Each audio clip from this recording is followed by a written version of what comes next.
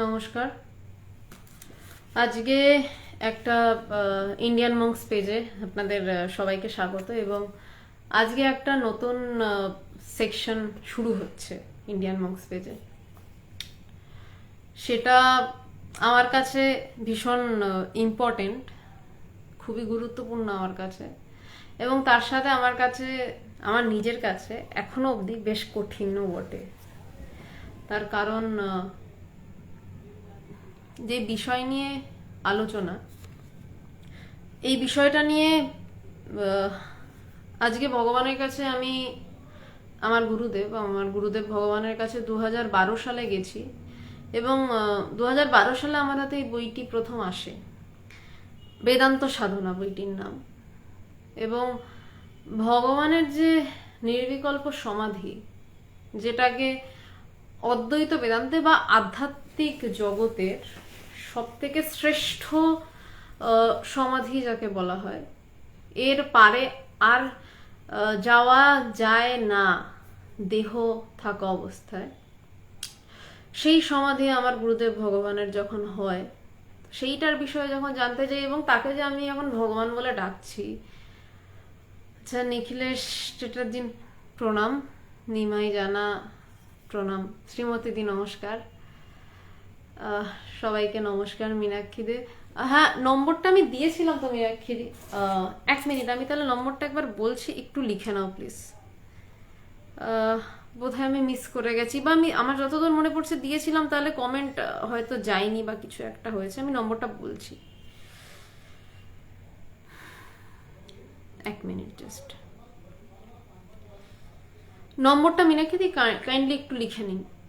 8902839837, 8902839837। 1 minute, 2839।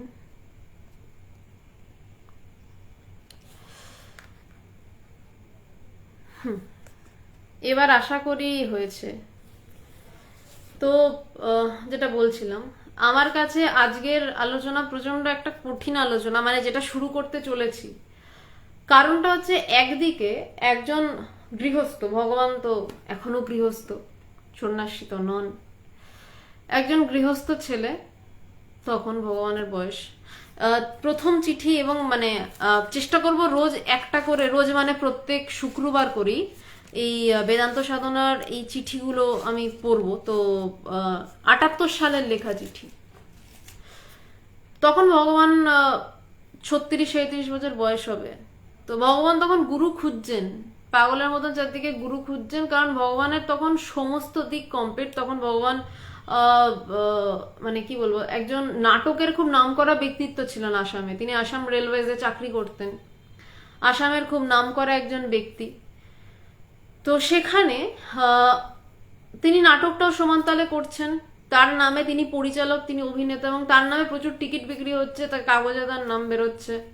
আসামের মতন মালিগাঁওতে সেখানে সবাইকে নিয়ে একটা একটা হুল্লোড়ে মেতে ওঠা পরিবেশ। তার সাথে একটা ব্যাপার, তার সাথে তার পশ্চিমবঙ্গে কলকাতাতে যে বাড়ি, বিরাটির এখন যেটা মায়ের বাড়ি, ভগবান সেটা সংগঠনকে দান করে দিয়েছেন, সেই বাড়িতে তার বিশাল সংসার, তার অনেকগুলো ভাই বোন রয়েছে, তাদেরকে, তাদের সম্পূর্ণ দায়িত্ব ভগবানের। ভগবান চাকরি করে টাকা পাঠাবেন, তবে এখানে সংসার চলবে। এবং তারও মধ্যে ভগবান যে কোন টাকা কাকে দিয়ে দিতেন মাসে, সেটার হিসাব কেউ জানতো না ভগবান ছাড়া। এবং আরো একটা দিক, গুরুমা, ভগবানের যিনি স্ত্রী, সহধর্মিনী, তিনিও ছিলেন জনাই রোডের এক বিশাল বড় পরিবারের বড় বোন, সেইখানেও বড় জামাই হিসাবে তার দায়িত্ব। এই সব কিছুর মধ্যে যখন একজন যুবক চলছে, তখন সে দেখেছে, আমি আমার জীবনের সব ক্ষেত্রতে, নানান ক্ষেত্র আমি ঘুরলাম, নানান ক্ষেত্রতে আমি দেখলাম যে আমার শান্তি বা সত্য, শান্তি তো তখন ভগবান খোঁজেননি, আমি যতদূর জানি, সত্য তো কোথাও পেলাম না, আমার সব জায়গাতে একটা ধাক্কা খাচ্ছিলেন। তখন ভগবানের সামনে আধ্যাত্মিক পথ আসে, এবং সেই আধ্যাত্মিক পথে ভগবান পাগলের মতন গুরু খুঁজছেন, কারণ তিনি বিভিন্ন শাস্ত্র পড়ে বিভিন্ন তীর্থে ঘুরে তিনি এটা বুঝতে পেরেছিলেন যে গুরু ছাড়া এই পথে এক ফোঁটাও এগোনো সম্ভব নয়। হ্যাঁ, প্রিয়ঞ্জিত চক্রবর্তী বইয়ে লিপিবদ্ধ আছে, সেই বইটির নামই বেদান্ত সাধনা। আমি আসছি ধীরে ধীরে। গুরু ছাড়া এক ফোঁটাও এগোনো সম্ভব নয়। তখন তিনি কি করলেন, তখন তিনি যখন গুরু খুঁজছেন, কোথাও কোনো মহাপুরুষ দেখছেন তার কাছে ছুটে যাচ্ছেন, এইভাবে চলছে। তো হঠাৎ করেই শ্বশুর বাড়িতে এসছেন ভগবান, গুরুমার বাপের বাড়িতে।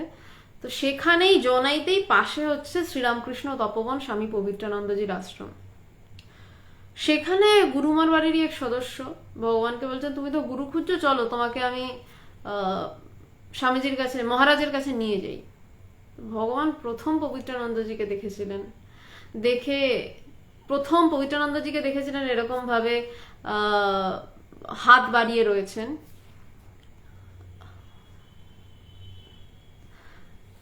তো তখন পবিত্রানন্দজিকে দেখেই ভগবান বলেন যে ইনি আমার গুরু, ইনি আমার গুরু হবেন। তখন প্রথম দিন দর্শনেই পবিত্রানন্দজিকে ভগবান বললেন যে আপনি আমায় দীক্ষা দেবেন। যে কথাটা ভগবান আগে ভূতেশানন্দজিকে বলেছিলেন, কিন্তু দুবার কোনো কারণবশত দীক্ষা হয়ে ওঠেনি। জিৎ নমস্কার। তো পবিত্রানন্দজি তখন তাকে খুব গুরুত্বপূর্ণ একটি কথা বলেছিলেন যে তুমি তো আমার প্রথম দিন দেখছো, প্রথম দিনই দেখে তোমার পছন্দ হয়েছে ঠিক আছে, কিন্তু তুমি আমাকে আরো 7 দিন দেখো, তারপর দীক্ষা নাও। একটা বিশেষ ব্যাপার, গুরুকে দেখলাম চট করে দীক্ষা নিয়ে নিলাম, এটা কোনো ফ্যাক্টর নয়, বা এটা কোনো ব্যাপার নয়, এটা পথও নয়। নিয়ম হচ্ছে গুরুকে প্রচন্ডভাবে পরীক্ষা করে নাও, দেখে নাও, মন প্রাণ ভরে দেখে নাও। যদি শেষ অবধি মনে হয় যে হ্যাঁ আমি এর সব কথা বিনা প্রশ্নে নির্দ্বিধায় শুনতে পারবো, তবেই তার কাছে দীক্ষা নেওয়া ভালো, তার আগে নয়। আর তারপরেই একমাত্র দীক্ষা নেওয়া উচিত। কেন বললাম বিনা প্রশ্নে নির্দ্বিধায়? তার কারণ আমি যদি খুব একটা গোদা উদাহরণ দিয়ে বোঝাই, আমি যখন ধরুন উচ্চ মাধ্যমিকের পরীক্ষা দিচ্ছি, তখন আমার থেকে তো বয়সে অনেকটা বড় কোনো ম্যাথসে অনার্স দাদাই আমাদেরকে বা টিচার আমাদেরকে থিটা, এই বিভিন্ন গামা, এইসব সম্পর্কগুলো শেখান। এবার তখন যদি আমি তাকে মানে বলছে যে ধরে নাও এটা, বা এটা সূত্র, আমাদেরকে তখন যদি সূত্রটা, আমার একটা টেন্ডেন্সি ছিল আমি বলতাম না এটা কিভাবে এসছে, মানে সেটা তো আবার দেখতে গেলে মাথা খারাপ হয়ে যেত। এবার এখানে যদি আমি গুরুর কথা বিনা প্রশ্নে নির্দ্বিধায় শুনতে না পারি, মানে গুরু বলার আগে যত পারো পরীক্ষা, কিন্তু গুরু শব্দটা যখন আমি গ্রহণ করছি তার প্রতি, যে হ্যাঁ এই ব্যক্তিটি আমার গুরু, তখন কিন্তু তার কার্য বোঝার ক্ষমতা আমাদের নেই। তার কারণ সে আমাদের থেকে অনেকটা উঁচু দিয়ে অনেক কিছু দেখছে। যেমন ভাবে ঠিক বলছিলাম যে থিটা গামা যেই ব্যবহারগুলো করছি, তখন যদি আমি তাকে বারবার বলি যে এটা কেন করছো, ওটা কেন করছো, বলবে তুই কর, আমি তারপর তোকে বোঝাচ্ছি। আমি করতে করতে কিন্তু আমি একটা সময় বুঝতে পারবো, ঠিক ওই আমার টিচারের মতন করেই আমি বুঝতে পারবো। রাম দরবার প্রণাম। আমি করতে করতে আমি তার মতন ভাবে বুঝতে পারবো, কিন্তু প্রথম মুহূর্তেই যদি আমি বলি না এটা কেন ওটা কেন, পারবো না। ঠিক তেমনি গুরু যখন কোনো কথা বলছেন, গুরু যখন কিছু শেখাচ্ছেন, যখন আমি তাকে আবারও বলছি বারবার এই কথাটা, যে যখন আমি সেই মানুষটাকে গুরু বলে মেনে নিয়েছি, তারপর যখন সে কিছু শেখাচ্ছে, তখন সেটাকে নির্দ্বিধায় কোনো প্রশ্ন ছাড়া শুনতে হয় এবং তা করতে হয়। কারণ যদি করি তারপরে একটা সময় পর বুঝবো যে কেন বলছেন। একদম জগতের মানে জাগতিক আধ্যাত্মিক এত আলাদা বলে কিছু হয় না, দুটো আসলে। মীনাক্ষী, আপনি আমাকে ফোন করে নেবেন, ওই যে নম্বরটা দেওয়া হলো ওটাতে আপনি একটু কল করে নেবেন, এটা শেষের পর বা কালকে আপনি ফোন করে নিন। তো এইভাবে কিছু হয় না বিষয়টা। গুরু তত্ত্বটাই এমন, মানে জাগতিক বা আধ্যাত্মিক আলাদা কিছু নেই, দুটো আসলে একটাই জগৎ, দুটো জগৎকে আমরা এমনি আলাদা করি। তো পবিত্রানন্দজি সেই জন্য ভগবানকে বললেন তুমি প্রথম দিনই দীক্ষা নেবে, তুমি এরকম না, তুমি 7 দিন আমাকে দেখো। তো 7 দিন আর যায়নি, 3-4 দিন পরই গিয়ে ভগবান বলেছিলেন যে না আমি আপনার থেকে দীক্ষা নেব, আমি আপনার থেকেই দীক্ষা নেবো, আমি মনস্থির করেছি। এবং দীক্ষা তো নেওয়া হলো, কিন্তু এবার বলছে আধ্যাত্মিক জগতে গুরু সঙ্গ করা মাস্ট। মানে গুরু সঙ্গ মানে গুরুর কি কথা চিন্তন তো বটেই, গুরুর পায়ের নিচে বসে তার সমস্ত কিছু শোনা তো একটা ফ্যাক্টর। কিন্তু ভগবানের সেটা হলো না। ভগবানের কর্মস্থল আসাম, মালিগাঁও, সেখানে চলে যেতে হলো। তো ভগবানের সাথে স্বামী পবিত্রানন্দজির যেভাবে কথাবার্তা হতো সেটা হচ্ছে চিঠির মাধ্যমে। ভগবান পবিত্রানন্দজি যেভাবে বলতেন সেভাবে ধ্যান ধারণা করতেন এবং তার মনের অবস্থা লিখতেন। পবিত্রানন্দজি সেটার রেসপেক্টে বা সেইটার বদলে পরবর্তী উপদেশ দিতেন এবং ভগবান আসামের রেলওয়ে কোয়ার্টারে অপেক্ষা করে থাকতেন যে গুরুর থেকে কি নির্দেশ আসে এবং তিনি সেইটা চিঠি নিয়ে পড়ে থাকতেন। জাস্ট আমাদেরকে পরে বলেছিলেন আমি চিঠিগুলো নিয়ে মানে পরের চিঠি যতক্ষণ না আসছে ওই চিঠিটাই ভগবানের একমাত্র সাধনার বিষয় হতো। এরকম টোটাল 53টা চিঠি রয়েছে। আর অদ্ভুত ভাবে চিঠি শুরু হয়েছে ভগবানকে দীক্ষা দেওয়ার পর, আর প্রথম চিঠি আর শেষ চিঠি 53 নম্বর চিঠি ভগবানের জ্ঞান লাভের পর। তো চিঠিগুলো প্রচন্ড কঠিন এবং প্রত্যেকটা চিঠি একদম শুরু থেকেই প্রত্যেকটা চিঠি একদম অদ্বৈত বেদান্তের উপর দাঁড়িয়ে, এবং যত যত চিঠিগুলো এগোবে আপনারা মানে দেখতে পারবেন। প্রত্যেক শুক্রবারই আমি চেষ্টা করব যাতে একটা একটা করে চিঠি নিয়ে আলোচনা করা যায়। অদ্বৈত বেদান্তের সূক্ষ্ম থেকে সূক্ষাতি সূক্ষ্ম জায়গায় পবিত্রানন্দজি ঢুকছেন এবং ভগবানও সেভাবে সাধনা করে চিঠিগুলো পড়লে বোঝা যায় যে তার উত্তর দিচ্ছেন। এবং এই চিঠি পড়তে পড়তে এই চিঠিগুলোকে সাধন বস্তু করেই কিন্তু ভগবানের জ্ঞান লাভ, একজন গৃহস্থের জ্ঞান লাভ, যেটা আমরা বলি হয়তো সম্ভব নয়। গৃহস্থ চাকরি করা মানুষ, সংসারের বোঝা কাঁধে টানা মানুষ, তো জ্ঞান লাভ হতে পারে এভাবেও, অসম্ভব বলে কিছু হয় না। এবার যদি বলেন যে না তিনি তো এক বিশেষ মহাপুরুষ, এরকম মহাপুরুষ বলে দেওয়ালে আলাদা করে টাঙিয়ে দেওয়ার কোনো মানে নেই। এটা মানুন তার হয়েছে মানে আমাদেরও হবে। যাই হোক, আমি শুরু করছি বেদান্ত সাধনার প্রথম চিঠি, 1 নম্বর চিঠি। পবিত্রানন্দজির গুরুদেব ছিলেন স্বামী কৃষ্ণানন্দজি। কৃষ্ণানন্দজির গুরুদেব স্বয়ং মা শারদা। তো পবিত্রানন্দজির ইষ্টদেব ছিলেন ঠাকুরমা, ভগবানের ইষ্ট তাই ছিলেন। তো চিঠি শুরু হচ্ছে ভগবানের সাথে গুরুদেবের প্রথম চিঠি শুরু হচ্ছে শ্রী রামকৃষ্ণ শরণম, পুরুলিয়া 30/6/78। পুরুলিয়া থেকে তিনি চিঠি লিখছেন। কল্যাণ ভাজনেশু প্রিয়, তোমার পত্র পেলাম। ভগবান কিছু একটা চিঠি লিখেছিলেন, সেটার উত্তর দিচ্ছেন পবিত্রানন্দজি।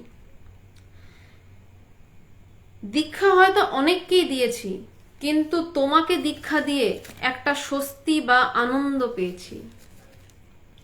সন্ন্যাস বা ব্রহ্মচর্য দিয়ে মনটা সকল স্থলেই খুশিতে ভরিয়া গিয়াছে, কিন্তু গৃহস্থ নরনারীকে দীক্ষা দিয়ে এই রকম আনন্দ খুব কমই পেয়েছি। খুব গুরুত্বপূর্ণ লাইন কটা। বলছে তোমার পত্র পেলাম। এইখানে বলছে না যে যার যাকে চিনে নেওয়া সে চিনে নেয়। গুরু এখানে শিষ্যকে কেমন ভাবে চিনে নিয়েছে প্রথম চিঠিতেই পরিষ্কার। বলছে দীক্ষা হয়তো অনেককেই দিয়েছি। জানা যায় পবিত্রানন্দজির প্রায় 10,000 শিষ্য ছিল, সুতরাং এটা শোনা যায় আর কি। তো বলছে দীক্ষা হয়তো অনেককেই দিয়েছি, কিন্তু তোমাকে দীক্ষা দিয়ে একটা স্বস্তি বা আনন্দ পেয়েছি। যোগাবাশিষ্ঠ সারের যখন আলোচনা হয় তখন প্রত্যেকটা শব্দ যেমন খুব ইম্পর্টেন্ট, তেমনি আমি এই বেদান্ত সাধনার প্রত্যেকটা চিঠি পড়তে গিয়ে দেখেছি, বারবার যখন পড়েছি নিজে দেখেছি যে প্রত্যেকটা শব্দ বড় ইম্পর্টেন্ট। বলছে যে তোমাকে দীক্ষা দিয়ে একটা স্বস্তি বা আনন্দ পেয়েছি। কেন এই কথাটা বলছেন? ব্রহ্মজ্ঞ পুরুষ, ব্রহ্মবিদ, বরিষ্ঠ পুরুষ এমনি এমনি তো কথা বলবেন না। তার কারণ হচ্ছে যখন কোনো শিষ্যকে গুরু দীক্ষা দেন, একটা দীক্ষা দিয়ে দিলাম এমন ব্যাপারটা হয় না, কিন্তু বিষয়টা এমন হয় যে সে তার যাবতীয় সমস্ত কিছুর দায়িত্ব নেন গুরু। এতটাই কঠিন, খুব একটা সহজ ব্যাপার নয় দীক্ষা বা গুরুকরণ, বেশ জটিল ব্যাপারটা ভিতরে। ব্যাপারটা এমন যে গুরু যার থেকে সে দীক্ষা নিচ্ছে সেই গুরু সেই শিষ্যের যাবতীয় সমস্ত কিছুর দায়ভার গ্রহণ করলেন এবং সেই শিষ্য যত দিন না মুক্ত হচ্ছে, এইখানেই টুইস্টটা, বলছে সেই শিষ্য যত দিন না মুক্ত হচ্ছে তার সাথে সেই পরম প্রেমময় গুরুও বদ্ধ হন। গুরু তো সদাই মুক্ত, কিন্তু যেহেতু তিনি শিষ্যের ভার গ্রহণ করলেন, শিষ্য তার কাছে এসে অনেকে বলতেই পারে যে আমার এটা ভালো করে দিন, আমার ওটা ভালো করে দিন, গুরুও হয়তো কখনো তাতে তাল মেলান, কিন্তু গুরু আসলে জানেন তাকে দীক্ষা দিয়েছে কেন, তাকে এই সংসার সমুদ্রর পাড়ে নিয়ে যাওয়ার জন্য, তার ব্রহ্মজ্ঞান লাভের জন্য দীক্ষা দিয়েছে গুরুদেব। তো যতদিন না সেই শিষ্যের ব্রহ্মজ্ঞান লাভ হচ্ছে ততদিন গুরুও বদ্ধ। সেই কারণে, এবং যত দিন না, বলা ভালো যত জন্ম, গুরুও তার সাথে বদ্ধ হয়ে যাচ্ছেন এবং বলছেন যে তোমাকে দীক্ষা দিয়ে একটা স্বস্তি বা আনন্দ পেয়েছি। স্বস্তি কেন? যে না, যাকে দীক্ষা দিলাম সে নিশ্চিত রূপে জ্ঞান লাভ করবে। এই যে প্রথমে বললাম না যে গুরু কথায় বুঝিয়ে দিচ্ছেন যে তাকে তিনি চিনেছেন। এরপর চিঠিটা যখন আমরা আরো এগোবো আমরা বুঝতে পারবো পবিত্রানন্দজি প্রথমেই ভগবানকে চিনে ফেলেছিলেন যে এ জ্ঞান লাভ করবে এবং এর জন্য আমার বদ্ধতার কোনো কারণ নেই, এ আমাকে বদ্ধতার কোনো বাঁধনে ফেলবে না। তাই বলছেন দীক্ষা হয়তো অনেককেই দিয়েছি, কিন্তু তোমাকে দীক্ষা দিয়ে আমি একটা স্বস্তি বা আনন্দ পেয়েছি। আনন্দ কি না, একে দীক্ষা দিয়ে আমি মুক্তই থাকবো, আমার বদ্ধতার কোনো কারণ নেই। এবং স্বস্তি কি না, আমার শিষ্য মুক্ত হবে, আমিও মুক্ত, কোনো চিন্তা নেই। সন্ন্যাস বা ব্রহ্মচর্য দিয়ে মনটা সকল স্থলেই খুশিতে ভরিয়া গিয়েছে, কিন্তু গৃহস্থ নরনারীকে দীক্ষা দিয়ে এই রকম আনন্দ খুব কমই পেয়েছি। ভগবানকে দীক্ষা দেওয়া একজন, তখন তো ভগবান এখনো প্যান্ট শার্ট পরেন, ইনফ্যাক্ট তখন একজন যুবক, তিনি দাপিয়ে বেড়াচ্ছেন, নাটক করছেন, তার বিয়ে হয়েছে, তার বাচ্চা আছে। তার দীক্ষা দেওয়াটাকে পবিত্রানন্দজি তুলনা করছেন সন্ন্যাস বা ব্রহ্মচর্য দেওয়ার সাথে। তার দীক্ষাটাকে তুলনা না, দীক্ষা দেওয়ার পরে পবিত্রানন্দজির ভিতরের অনুভবটা বলছেন যে সন্ন্যাস বা ব্রহ্মচর্য দিয়ে মনটা সকল স্থলেই খুশিতে ভরিয়া গিয়েছে। বলছে সন্ন্যাস ব্রহ্মচর্য দিয়ে সবসময় আমার মন খুশিতে ভরে গেছে, কিন্তু গৃহস্থ নরনারীকে দীক্ষা দিয়ে এই রকম আনন্দ খুব কমই পেয়েছি। বলছে কিন্তু গৃহস্থ কাউকে আমি দীক্ষা দিলাম, দেওয়ার পর দীক্ষা দেওয়া বা সন্ন্যাস দেওয়াটাকে আমি বিষয় করছি না, আমি তারপর দুটোই দেওয়ার পরে গুরুর মনের অনুভব নিয়ে গুরু নিজে কথা বলছেন। বলছে সন্ন্যাস বা ব্রহ্মচর্য দিয়ে আনন্দ পেয়েছি, কিন্তু গৃহস্থ কাউকে দীক্ষা দিয়ে আমি এমন আনন্দ খুব কম পেয়েছি। জাস্ট প্রথম চিঠিতেই দেখা যাচ্ছে যে পবিত্রানন্দজি একদম গুরুর চোখ তো গুরুরই চোখ হয় না, তিনি বুঝে গেছিলেন যে এই শিষ্য আমার আলাদা শিষ্য। এবং ইনফ্যাক্ট আমি এখন ভগবান বলে ডাকছি, আমার মতন একটা আধুনিক মেয়ে আমি ভগবান বলে ডাকতে বাধ্য হচ্ছি, না ডেকে পারছি না। আমার কাছে কোনো অপশন নেই, হ্যাঁ কি না, কারণ তিনি এমনই তৈরি হয়েছেন এবং তাকে গুরু প্রথম দিনই এমন ভাবেই বুঝে ফেলেছিলেন। জানিয়া রাখিবে তোমার উপর আমি আস্থা রাখি, গুরু বলছেন। সে পবিত্রানন্দজি বলছে জানিয়া রাখিবে তোমার উপর আমি আস্থা রাখি। কিসের আস্থা? ভগবান পবিত্রানন্দজিকে প্রচুর টাকা দেবেন, আশ্রম বড় করে দেবেন না, ব্রহ্মজ্ঞানী গুরুর শিষ্যের উপর একমাত্র চাওয়ার বিষয় থাকে তার জ্ঞান কবে হবে, তার ব্রহ্মজ্ঞান কবে হবে, সে কবে নিজেকে জানতে পারবে। সেই জায়গা থেকে পবিত্রানন্দজি প্রথমেই ভগবানের জ্ঞান লাভ তো হয়েছে 1984 সালে, 1978 সালে দীক্ষা দেওয়ার পরই পবিত্রানন্দজি সম্পূর্ণভাবে বলছেন যে তুমি জেনে রাখবে তোমার উপর আমি আস্থা রাখি, তোমাকে আমি ভরসা করি যে তুমি জ্ঞান লাভ করবে,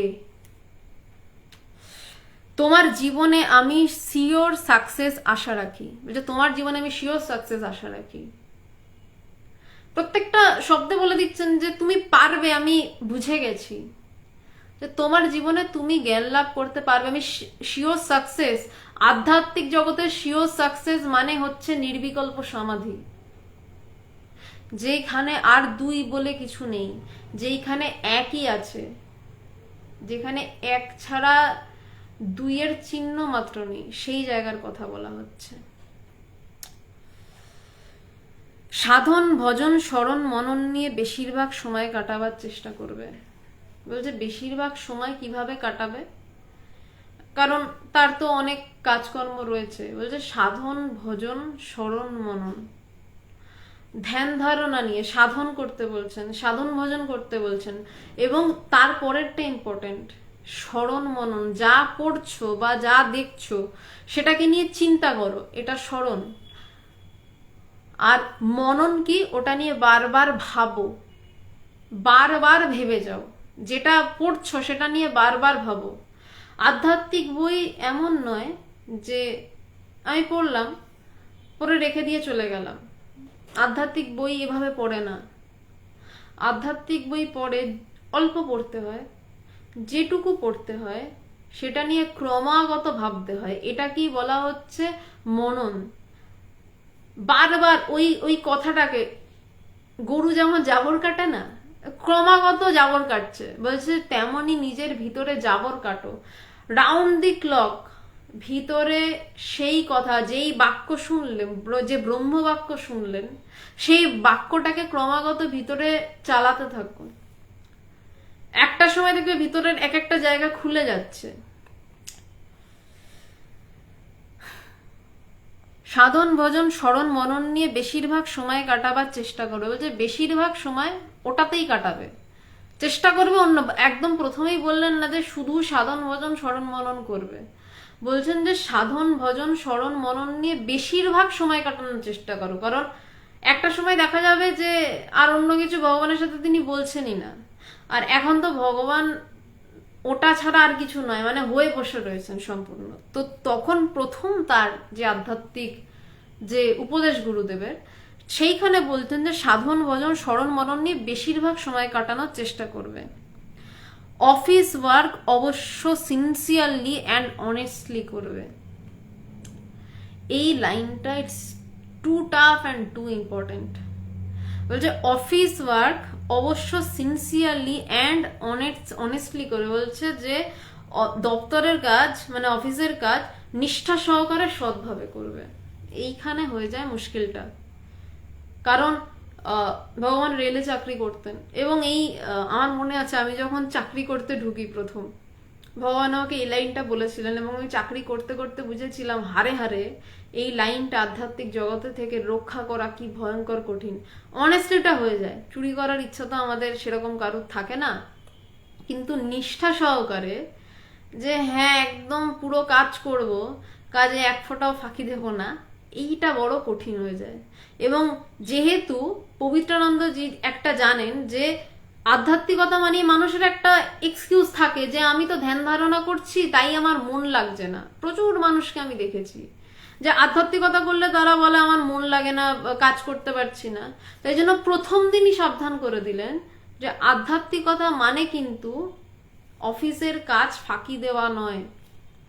আধ্যাত্মিকতা মানে যেই কাজ করবে সেই কাজকে আরো নিখুঁত নিখুঁত হয়ে করা। যেই কাজ করছো সেই কাজটা আরো আরো নিখুঁত করা। তাই জন্য বলছেন যে office work sincerely and honestly করবে। অনেস্টলি মানে কি, টাকা পয়সা চুরি ছাড়াও যেটা করছো সেই কাজটার প্রতি অনেস্ট। মানে আমি নিজে চাকরি করার সময় দেখেছি আমার ভীষণ অসুবিধা হতো। আমি মানে এই কথা, আমার এই গুরুবাক্য রাখতে আমার বড় বেগ পেতে হয়েছে। লাস্টে আমি চাকরি ছেড়ে দিয়েছিলাম বাধ্য হয়ে, যে না পারছি না। মানে একদিকে আধ্যাত্মিকতা নিয়ে চরম চর্চা চলছে, আর আরেকদিকে মানে চাকরি ছেড়ে দিয়েছিলাম বলা ভালো, মানে কাজটাই আমাকে হয়তো ছেড়ে গেছিল, মানে তাড়িয়ে দেয়নি, মানে কাজটা আমার পড়ার প্রয়োজন পড়েনি চাকরিটা। তো সেখানে এই অফিসের কাজকে নেগলেক্ট করাটা কিন্তু আমাদের প্রথম কাজ হয় আধ্যাত্মিকতা শুরু করলে। অফিসের কাজ বা আমাদের জীবন ধারণের জন্য যেই কাজ, আমরা প্রথমেই বলা শুরু করি যে না আমি করব না। কিন্তু এখানে একটা কথা আছে যে ধরুন হাতে একটা ঘা হয়েছে, আমি যদি ওটাকে জোর করে ঘাটা একটু একটু চেষ্টা করি তাহলে কিন্তু রক্ত পড়বে। আমার যতদূর মনে পড়ছে এটা হয়তো ঠাকুরই বলেছিলেন, মামরি খসে পড়ে এই ধরনের ঘটনাটা। কিন্তু আমরা যদি অপেক্ষা করি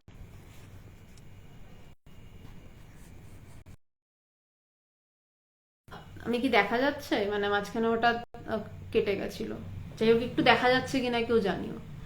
অনেকে বলেন আমি কর্মত্যাগ করছি, এটা কিন্তু একটা প্রচন্ড রকমের ভুল কথা। কর্ম ত্যাগ করছি বলে কিচ্ছু হয় না, কর্ম ত্যাগ হয়। যেই কর্মকে জোর করে ত্যাগ করতে হয় তার মানে সেটা শাস্ত্রবিহিত নয় বা আধ্যাত্মিক ব্যাপার নয়। আমি ছাড়লাম, সেখানে আমি কর্তা রয়েছে, আমি ছাড়লাম। আর একটা হয় যে আমার কর্ম ত্যাগ হয়ে যাচ্ছে, আমি তখন বলি যে আমার কর্ম ত্যাগ হয়ে যাচ্ছে বা আমার কর্মত্যাগ হয়ে গেছে, মানে সেখানে আমার কোনো ভূমিকা নেই, কর্মটা আমাকে ছেড়ে চলে গেছে, কর্মটার আমাকে আর কোনো প্রয়োজন নেই। তখন আর প্রশ্ন নেই আমার জীবন ধারণ কিভাবে হবে। তার আগে অবধি কিন্তু, আচ্ছা নিখিলেশ ধন্যবাদ, তার আগে অবধি আমার কাছে প্রশ্ন ছিল যে আমার কর্মটা না করলে আমি খাবো কি। যখন থেকে আমার কাছে আর কোনো প্রশ্ন নেই যে কর্ম না করলে খাবো কি, তখনই আমাকে কর্ম ছেড়ে চলে যায়। কিন্তু তার আগেই যদি আমি বিশাল বৈরাগ্য, অনেকের আমি দেখেছি মানে আধ্যাত্মিকতা শুরু করলো, তার প্রচুর বৈরাগ্য হয়ে গেল, আমি আর কাজ করতে পারছি না, কাজ ছেড়ে দিলাম। তারপর আবার তার ভিতরে প্রচুর ভোগ ফিরে এলো, না আমাকে এই করতে হবে, আমাকে সেই করতে হবে, আবার সে চাকরিতে ঢুকলো।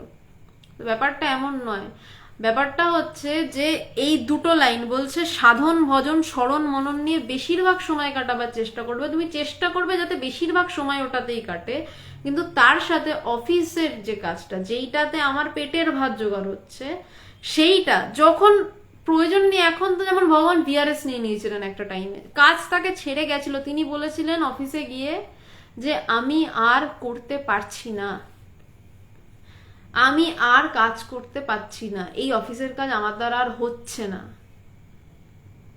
তো তখন যে শুনেছিলাম ভগবানের যে অফিসার, তিনি বলেছিলেন যে তুমি আরো কয়েকটা দিন করে নাও না, তোমার মেয়ে এখনো পড়ছে, তোমার মেয়ে এখনো পড়াশোনা করছে। তখনও ভগবানের মেয়ে দেবযানী চক্রবর্তী, দেবযানী দি তখনও পড়াশোনা করছে, কলেজে পড়ছে।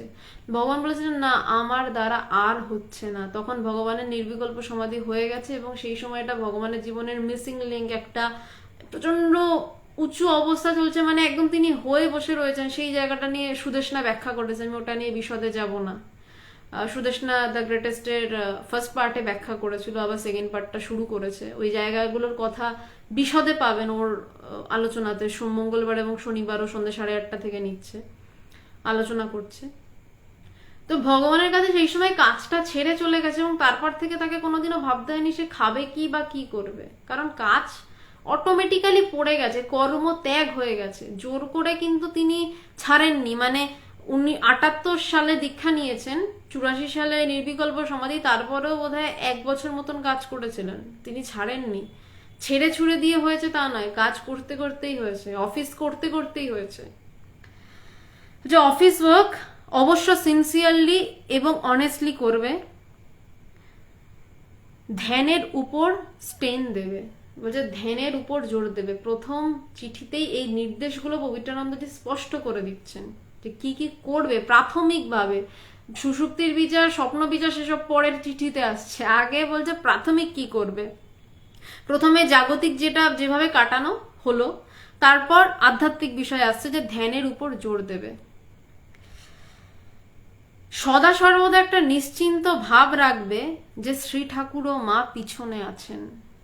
বলছে সদা সর্বদা একটা নিশ্চিন্ত ভাব রাখবে যে শ্রী ঠাকুর ও মা পিছনে আছেন, মানে যে কোনো পরিস্থিতিতে, সেটা খারাপ পরিস্থিতি হোক কি ভালো মানে মন্দ পরিস্থিতি হোক। এখানেও আর একটা বিষয় তিনি বলেননি কিন্তু যে সদা সর্বদা নিশ্চিন্ত ভাব রাখবে যে ঠাকুর ও মা পিছনে আছেন এবং বিপদে পড়লে তাকে ডাকবে, বলেননি। পিনাকি মৈত্র নির্বিকল্প সমাধিকে আমি পরে আসছি, এই চিঠিটা 3 লাইনে শেষ হয়ে যাচ্ছে, আমি তারপরে আসছি। আমি যখন প্রথমেই চিঠিটা পড়ি আমার অবাক লেগেছিল, কই বললেন না তো বিপদে পড়লে ঠাকুরকে ডাকবে। তিনি বলছেন যে সবসময় নিশ্চিন্ত ভাব রাখবেন ঠাকুর মা পিছনে আছেন, তোমার ভালো সময় হোক কি খারাপ সময়, এটুকু জানবে তিনি পিছনে রয়েছেন। তাকে ভালো তখন ডাকতেও বলেননি, যে ভালো হলে ঠাকুরকে 10 বার প্রণামও করতে বলেননি, মন্দ হলে হে ঠাকুর বাঁচাও বলতে বলেননি। বলছে তুমি জানো ঠাকুর পিছনে আছে। যদি আমি জানি আমার পিছনে সবসময় আমার গুরু রয়েছে, আমার কি কোনো চিন্তা আছে? আমার পাহাড়ের মাথায় একা বসেও কি কোনো চিন্তা আছে, টেনশন আছে? নেই তো। তখন মন্দ বলে কি আদৌ কিছু হতে পারে? যদি আমার পিছনে স্বয়ং আমার গুরু সবসময় থাকেন, মন্দ বলে কি কিছু হতে পারে যে আমি তাকে ভালো করার জন্য বলবো? মন্দ হতে হবে তো, তবে তো তাকে ভালো করার জন্য বলবো। তিনি যদি দাঁড়িয়ে থাকেন, তাকে আর কি বা বলবো? তিনি দাঁড়িয়ে আছেন, বলছে এই ভাবটাই রাখো, যে সদা সর্বদা এই ভাব রাখো, নিশ্চিন্ত ভাব রাখবে।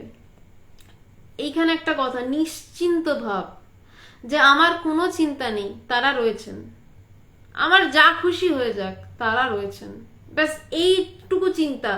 ভালো মন্দের বিচারেই যাননি কিন্তু, যে সদা সর্বদা মনে একটা নিশ্চিন্ত ভাব রাখবে যে শ্রী ঠাকুর ও মা পিছনে আছেন। এইবার যে লাইনটা, এই লাইনটা এখনো জানি না, মাঝে মধ্যে রেগে গেলে এই লাইনটা হঠাৎ আমাকে ধাক্কা মারে। সেই লাইনটা হচ্ছে, ভুলেও কাহারও অকল্যাণ চিন্তা পর্যন্ত করবে না।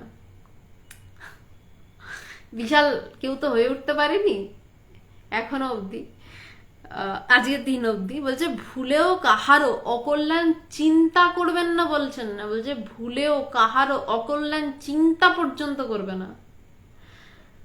বলছে কারোর অকল্যাণ চিন্তা, মানে চিন্তা পর্যন্ত, বলছে উঠতে অবধি দেবে না, বলছে ভুল করবে এটা করবে না। এখনো কারোর উপর রাগ টাগ হয়ে গেলে, কিছু একটা চিন্তা এলে এই লাইনটা এসে ধাক্কা মারে, ভুলেও কাহারও অকল্যাণ চিন্তা পর্যন্ত করবে না। চিন্তাই করবে না, চিন্তা পর্যন্ত শব্দটা গুরুত্বপূর্ণ, কারো চিন্তা পর্যন্ত করবে না। শত্রু মিত্র সমান জ্ঞান করবে। এটা হলে অনেকটা সুবিধা হয়ে যায় জীবন ধারণের ক্ষেত্রে। বলছে কেমন ভাবে থাকবে না, শত্রু মিত্রকে সমান জ্ঞান করবে। প্রথমে তো জাগতিক ভাবে কিভাবে কাটাতে হবে তার নির্দেশ দিলেন, এরপর আধ্যাত্মিক ভাবে কিভাবে কাটাতে হবে তার 3টে নির্দেশ আমি আরেকবার বলছি। বলছে সদা সর্বদা নিশ্চিন্ত থাকবে যে আমার পিছনে ঠাকুরমা আছেন, 1 নম্বর পয়েন্ট। নিশ্চিন্ত থাকবে যে আমার পিছনে ঠাকুরমা রয়েছেন। 2 নম্বর হচ্ছে, ভুলেও কাহারও অকল্যাণ চিন্তা পর্যন্ত করবে না, যাই ঘটে যাক। ভুলেও মানে সেটা আমি এখনো পুরো পেরে উঠি না, যে ভুলেও কিছুতেই কারোর অকল্যাণ চিন্তা করবে না। আর 3 নম্বর পয়েন্ট যেটা বললেন, শত্রু মিত্র সমান জ্ঞান করবে, যে ডিভিশন বাদ। বলছে শত্রু মিত্র সবাইকে একভাবে দেখতে শেখো, সবাইকে সমান ভাবো, আলাদা বলে কাউকে কিছু ভেবো না। সৎ চিন্তা করলে শ্রী ঠাকুর শক্তি যোগান। বলছে যদি তোমার চিন্তা সৎ হয়, যদি তোমার ভাবনা সৎ হয়, তাহলে ঠাকুরই শক্তি যোগাবেন তোমার এইভাবে জীবন ধারণ করতে। অটোমেটিক্যালি এই চিন্তাগুলো সৎ, এইভাবে যদি আমি চিন্তা করি, বলছে যে যদি এভাবে চিন্তা করতে পারো, তাহলে ঠাকুর এমনি তোমাকে শক্তি যোগাবেন চলতে। সাধক জীবনে ধৈর্য ও অধ্যাবসায় একটা প্রধান অঙ্গ, বড় গুরুত্বপূর্ণ কথা। যে সাধন জীবনে ধৈর্য এবং অধ্যাবসায় একটা প্রধান অঙ্গ, এইটা আপনাদের প্রত্যেককে একটু কাইন্ডলি মাথায় ঢুকিয়ে নিন। মানে আমি হাত জোর করে রিকোয়েস্ট করছি, এটা আধ্যাত্মিক জগতের প্রথম এবং শেষ মুহূর্তের আগে অবধি সব থেকে ইম্পর্টেন্ট কথা, যে সাধন জীবনে, সাধক জীবনে ধৈর্য একটা ইম্পর্টেন্ট। কারণ আমি জ্ঞান লাভের জন্য চেষ্টা করছি, খুব জেনুইনলি হয়তো চেষ্টা করছি, কিন্তু আমার হচ্ছে না, কিছুতেই হচ্ছে না। কিন্তু ধৈর্য হারালে হবে না। পবিত্রানন্দজি একটা চিঠিতে রয়েছে, এই আমরা বেশ অনেকদিন পর এই চিঠিটা পাবো। বলছেন ধৈর্য খোটা ধরে জুঝি, বলছে হচ্ছে না, লেগে থাকো। ভগবান অনেকদিন আগে আমাদেরকে একটা খুব সুন্দর প্রশ্ন করেছিলেন। প্রশ্নটা বলছেন যে একটা আমকে পাকতে গেলে কি করতে হবে বল? যে গাছে লেগে থাকতে হবে। আমটা তখনই পাকবে, গাছে লেগে থাকতে হবে, সময় লাগছে কিন্তু তাকে গাছে লেগে থাকতে হবে, মানে সাধনাটা আমাকে করে যেতে হবে। বলছে সেখানে ধৈর্য খুব গুরুত্বপূর্ণ বিষয়। যিনি লিখছেন স্বামী পবিত্রানন্দজি, তার গুরুদেব কৃষ্ণানন্দজির কথা একটু না বললে নয় এই ধৈর্যের প্রসঙ্গে। আমি যতবার ভাবি আমি ততবার মেসমারাইজড হই যে কিভাবে এত একটা ধৈর্য মানুষের থাকতে পারে। কৃষ্ণানন্দজি তো সারদা মায়ের থেকে পারমিশন নিলেন, যে নিয়ে বেলুড় ছেড়ে শুধু সাধনার জন্য চলে গেলেন, কারণ তিনি বললেন আমি অন্য কাজে যেতে চাই না, আমার শুধু ব্রহ্মজ্ঞান লাভ করতে চাই। তো মা আশীর্বাদ করলেন, তিনি বেরোলেন। পুরুলিয়ার রাকাবের জঙ্গলে তিনি সাধনা করছেন, তার জ্ঞান লাভ কিছুতেই হচ্ছে না। মানে যে মানুষটা শুধু ব্রহ্মজ্ঞান লাভ করব বলে মায়ের, স্বয়ং মা, ফটোর মা নন, জ্যান্ত মা, সেই মায়ের পা ছুঁয়ে বেরিয়ে এসে সাধনা করে যাচ্ছেন, তার জ্ঞান লাভ হচ্ছে না, কিছুতেই হচ্ছে না। তিনি 25টা বছর ধরে চেষ্টা করছেন। মানে আমি যখন ভাবতাম তখন আমারই তো বয়স 25, মানে আমি কয়েক মাসে এরকম হয়ে যাচ্ছি, আর উনি, আমি জন্মেছি আর তার থেকে এত বড় হয়েছি, এতগুলো সময় ধরে উনি চেষ্টা করে যাচ্ছেন। যখন 25 বছর পরেও পবিত্রানন্দজি বলছে, কৃষ্ণানন্দজি দেখছেন যে না কিছুতেই জ্ঞান লাভ হচ্ছে না, তখন উনি ফ্রাস্ট্রেটেড হয়ে কি করছেন, বলছেন আর দেহই রাখবো না। কখনো সাপের গর্তে হাত ঢুকিয়ে বসে থাকছেন, কখনো ঠান্ডায় এক গলা জলে ডুবে রয়েছেন যেন যাতে দেহ জ্বলে যায়। জ্ঞান লাভ হচ্ছে না তো দেহ রেখে কি লাভ। এই রকম লেভেলে যার চাহিদা, যে জ্ঞান লাভ ছাড়া তার দেহে রাখার, মানে সে তো জগতে বলতে পারতো, তার পড়াশোনা ছিল, সে বড় ঘরের ছেলে ছিল, যতদূর সম্ভব কোনো জমিদার ঘরের ছেলে ছিলেন কৃষ্ণানন্দজি। তিনি তো ভোগ করতে পারতেন, বলতে পারতেন না ঠিক আছে ব্রহ্মজ্ঞান হলো না, চলো ভাই ভোগ করি গিয়ে। একটু ডিস্কো বোধহয় তখন কলকাতায় ছিল না, বা ছিল হয়তো, কারণ জানি না, মানে নাচা গানার আসর তো চলতোই, ভোগই তো কম ছিল না কলকাতায়, একটু ভোগ করে আসি। তো তিনি সেটা পারলেন না, তিনি বলছেন আমার ব্রহ্মজ্ঞান হলো না, আমার শরীরই লাগবে না, যাক আমার শরীর। এই যার ডেডিকেশন, বলছে এই রকম ধৈর্য, এই যখন এই অবস্থা তার, তখন তার জ্ঞান লাভ হলো, তখন তিনি নির্বিকল্প সমাধিতে আরূঢ় হলেন, এবং তিনি ক্রমাগত সেখানেই মানে বসে থাকতেন। মানে তার, মানে ওই জন্য তাকে জঙ্গলি বাবা নাম ডাকা হতো পুরুলিয়াতে। তিনি শুধু বসে থাকতেন, মানে আসলে জ্ঞানীর বা বসে থাকা ছাড়া কোনো কাজ নেই, ওইভাবেই তার সমস্ত কাজ। জ্ঞানীর বসে থাকাই ঠিকঠাক কাজ, জ্ঞানীর কথা বলাটা বাড়ন্ত কাজ বলা যেতে পারে, এক্সট্রা কাজ, এক্সেস কাজ। জ্ঞানী শুধু বসে থাকলেই অনেক কিছু হয়ে যায়, মৌনতাই সর্বশ্রেষ্ঠ অবস্থা। তো সেই সময় একদিন ঠাকুর এসে তাকে নির্দেশ দেন যে তুমি মানুষের মাঝে গিয়ে কথাবার্তা বলো, এবং তিনি বসে থাকতেন সিদ্ধি লাভের পর, চুপচাপ বুঁদ হয়ে বসে থাকতেন, এবং তাকে যদি কোনো গ্রামবাসী এসে কিছু খাবার দিয়ে যেত খেতেন, না দিলে খেতেন না। কিন্তু ওই যে 25টা বছর, ভাবতে পারেন 25টা বছর ধরে তিনি সাধনা করে যাচ্ছেন, আমাকে জ্ঞান লাভ করতে হবে, অন্য কোনো দিকে নড়া নেই, চড়া নেই। তো সেই কথাটাই বলছেন যে সাধক জীবনে ধৈর্য অধ্যাবসায় একটা প্রধান অঙ্গ। বলছে এই যে চেষ্টা চালিয়ে যাওয়া, আমাকে হতে হবে, আমাকে সেই পরম বস্তুকে লাভ করতে হবে, পাচ্ছি না আমি একটু অন্য সাইডে চলে যাই না। স্বামীজি খুব সুন্দর কথা বলছেন যে রামকে পাবো না বলে কি শ্যামের কাছে যাব, আমি রামের পিছনেই পড়ে থাকবো। বলছে এই মানসিকতা যত, মানে আপনাদের যদি কখনো হতাশা আসে না, আপনারা কৃষ্ণানন্দজির কথাটা মনে করবেন যে 25টা বছর ধরে একজন সন্ন্যাসী সব ছেড়ে শুধু ব্রহ্মজ্ঞানের পিছনে পড়ে আছেন, তাও তার হচ্ছে না। এখানে তো আপনাদের আরো অনেক বিষয় রয়েছে, এটা ওটা রয়েছে। বলছে সে সব ছেড়ে পড়ে আছে, তার 25 বছর ধরে হচ্ছে না, তারপর তার হলো, সে এমন হলো তার পবিত্রানন্দজির মতন শিষ্য। সেটা পবিত্রানন্দজি কেমন সাধু সেটা আপনারা, মানে যত দিন যাবে, এই শুক্রবারটা যত পেরোবে আপনারা টের পাবেন। মানে আমি আপনাদেরকে বইয়ের সাইজটা দেখাতে পারি, বইয়ের সাইজটা জাস্ট এইটুকু আর কি, মানে একদম পাতলা একটা বই। আমরা এটাকে মজা করে বলতাম বিষাক্ত বই, বাবা সাপের বিষ পুরো এই বইটার মধ্যে রয়েছে। মানে উনি যে কি ধরনের সাধু, তো তো মানে এই বইটা যত এগোবে, যত শুক্রবার, যে কটা শুক্রবার এগোবে, আপনারা হাড়ে হাড়ে টের পাবেন আর কি। তো তার মতন সাধু এলেন, এবং তিনি এলেন তাই ভগবান তার কাছে গিয়ে দীক্ষা নিলেন এবং এই উপদেশ পেলেন এবং নির্বিকল্প সমাধিতে গেলেন, এবং তার ফলে আমি, ভগবানের ফলেই আমি, এবং তিনি যা বলাচ্ছেন তাই বলতে পারছি। এইভাবে সাধুদের কাজ হয় আর কি। তো সাধক জীবনে ধৈর্য অধ্যাবসায় একটা প্রধান অঙ্গ। 6টা মাস এইভাবে চালালে দেখিবে অনুভূতির রাজ্যে প্রবেশ করিবে। প্রথম চিঠিতেই তিনি অনুভূতির রাজ্যের কথা বলছেন। বলছেন না এগুলো করে যাও, তিনি দেখবেন। বলছে না এইভাবে যদি চলো, সব কাজেরই তো একটা ফল থাকে না। বলছে এইভাবে চলো, 6টা মাস এইভাবে চালালে দেখিবে অনুভূতির রাজ্যে প্রবেশ করিবে। বলছে 6টা মাস এইভাবে চলো, তুমি দেখবে তুমি অনুভূতির রাজ্যে প্রবেশ করেছো। অনুভূতির রাজ্যই আধ্যাত্মিক জগতের আসল। নইলে গাদা গাদা বই পড়ে গেলাম, প্রচুর শাস্ত্র পড়ে গেলাম, কিছু হয় না, কোনো লাভ নেই। যদি না আমি অনুভূতির রাজ্যে প্রবেশ করতে পারি, ওটাই আধ্যাত্মিক জগতের আসল এবং শ্রেষ্ঠ বিষয়।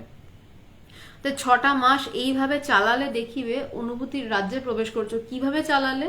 না যেই উপদেশগুলো দিলেন, যেভাবে চলতে বললেন।